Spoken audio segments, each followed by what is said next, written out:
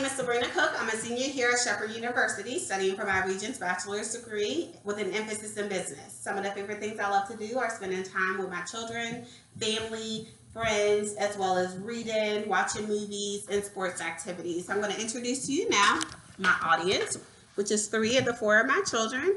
The 4th one is currently studying at Salem University. And this is going to lead to my topic discussion, which is children advocacy. I have a passion in that, and hopefully in the future I'll be able to pursue it. The definition of that is a range of individuals, professionals, and advocacy organizations who speak out on the best interests of children. An individual or organization engaging in advocacy typically seeks to protect children's rights, which may be abridged or abused in a number of areas. What it takes to be an advocate.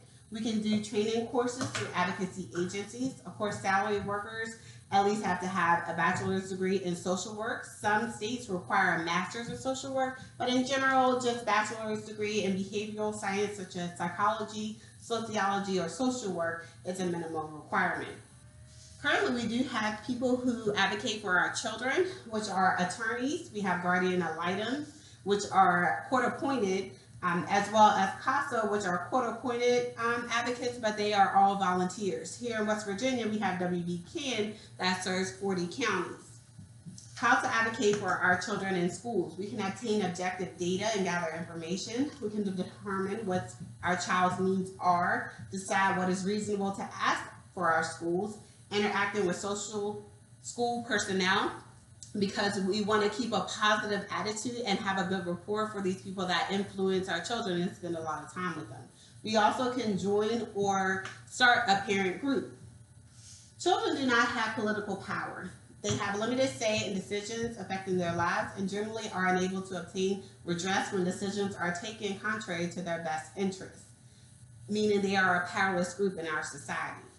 The need for advocacy is because they rely a large extent on adults to speak on their behalf and protect their rights. The vulnerability of children tends to be reinforced by societal attitudes and legal processes. And this was taken from the Australian government, Australian law reform.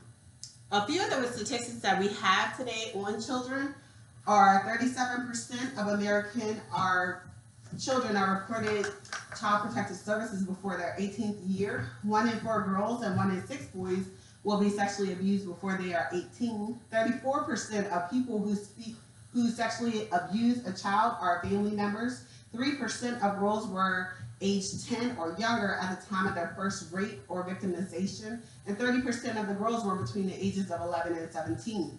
96% of people who sexually abuse children are male, and 76.8% of people who sexually abuse children are adults.